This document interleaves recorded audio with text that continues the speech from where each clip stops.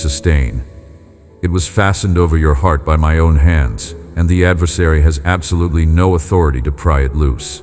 When he aims at your heart, when he fires arrows of shame over the things you have done that you cannot undo, arrows of unworthiness over the gap between who you are and who you think you should be, arrows that carry the memory of your most embarrassing failures and most regretted moments, they strike the breastplate and they fall to the ground. They do not reach what they were sent to destroy. Your heart is protected, not because you guarded it perfectly, but because I appointed myself as its guardian. The shield of faith that stands between you and the burning arrows of the adversary is not a static object. It is not a fixed wall that sits in one position while the attack comes from a single, unchanging direction. It is active. It moves with you. It adjusts to every angle of attack, every shift in the adversary's strategy, every change in the direction from which the pressure is coming. When the enemy repositions and fires from a direction you were not expecting, when the attack comes not from obvious external pressure but from subtle internal whispers that feel disturbingly like your own voice, or when it comes through circumstances that seem completely ordinary but carry a discouraging weight, the shield adjusts. This is what living faith does. It is not a static belief parked in one corner of your mind that you retrieve occasionally for moments of religious engagement. It is a living, dynamic, responsive force that functions in real time against real opposition. Every time you choose to trust me in the face of evidence that seems to directly contradict my promises, that shield absorbs another arrow. Every time you refuse to let fear write the final sentence of your story, even when the evidence that fear presents to you is compelling and the conclusion it draws seems logical, the shield grows stronger. Every time you say, even through tears, even through confusion, even through the exhaustion of a season that has lasted longer than you thought you could endure, I trust you. Something is happening in the spiritual architecture of your protection that the adversary cannot undo and cannot work around. Now, I want to speak directly about the specific fear that has been following you. Not to amplify what it is trying to produce, but to expose its mechanism. Because fear only exercises real power when it operates in the dark spaces of the unexamined, when it circulates through your mind without being brought into the light, where its nature can be clearly seen. You have been afraid. Not just vaguely, not just in a general way, but with a specific, named fear. The kind that has a shape, a face, a particular scenario attached to it. The fear of a particular loss you do not feel equipped to survive. The fear of a specific category of failure that would confirm the worst things you privately believe about yourself. The fear attached to a situation that has hurt you before and that you are terrified will follow the same pattern and hurt you again. That fear has been active in the theater of your imagination. It has been showing you mental images, running detailed scenarios, rehearsing catastrophes with the specificity of a film director, presenting the worst possible version of outcomes with such vividness that your body sometimes responds as though the catastrophe has already occurred. And it has been doing all of this with one purpose: to achieve through imagination what the adversary could not achieve through direct assault. It wants to make you a prisoner of possibility, held captive not by something that has actually happened, but by something you are terrified might happen. Here is what you must understand about the fear that pursues you. It is operating entirely without my authorization. The spirit of fear is not something I dispatched into your life. I did not send it. I did not allow it to claim territory in your interior life. And I have not decided that it is a useful tool for your spiritual development that I will allow to remain. What I have given you is categorically different from what fear offers. I have given you power, the kind of power that comes from connection to the source of all authority. I have given you love, a love that displaces fear at its root, because perfect love does not coexist with the torment of fear but casts it out. And I have given you a sound mind, clarity of thought, the ability to assess your situation accurately rather than through the distorting lens of panic and worst-case projection. When fear comes knocking, and it will come, because the adversary is persistent and he has identified this particular avenue of access as one that has worked on you before, I need you to do something deliberate. Do not simply try to suppress the feeling. Do not white-knuckle your way through it with sheer willpower. Instead, do this.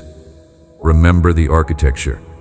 Remember that you are not a person standing in an open field with nothing between you and everything that threatens you. Remember the fortress. Remember the shield.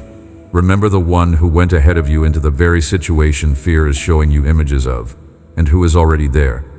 Fear shows you the size of the threat. Remembering my presence shows you the size of what stands between you and the threat. Fear's entire power rests on a single lie, and once you see the lie clearly, the power begins to dissolve. The lie is this: that there exists some domain of your life, some category of threat, some situation sufficiently extreme or sufficiently specific, that it finally falls outside the reach of my care and my coverage.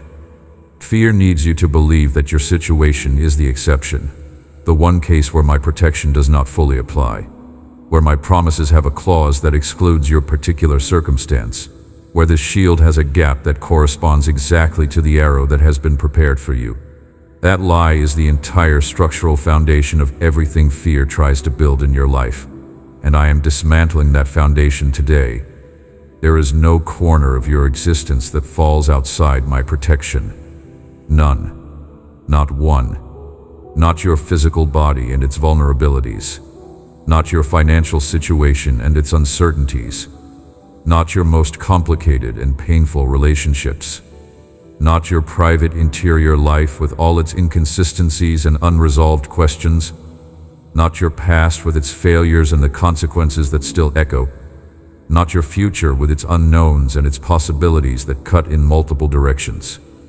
My protection is not partial, not selective, not conditional on your spiritual performance in any given period.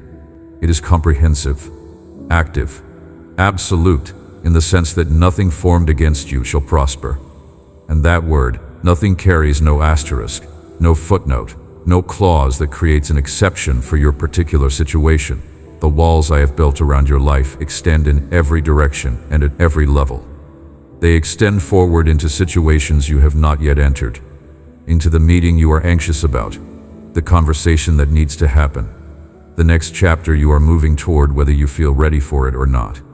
Those walls are already positioned in the space you have not yet walked into.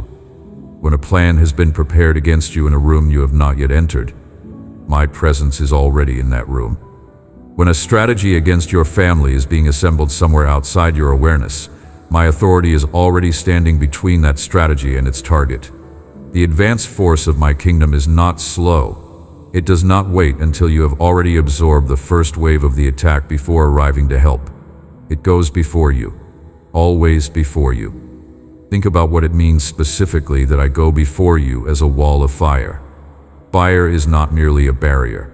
Fire transforms. It does not only stop what is coming, it consumes the fuel of the attack before that fuel can be used against you. The fire of my presence around your life is not decorative, not symbolic, not limited to spiritual spaces that feel obviously sacred.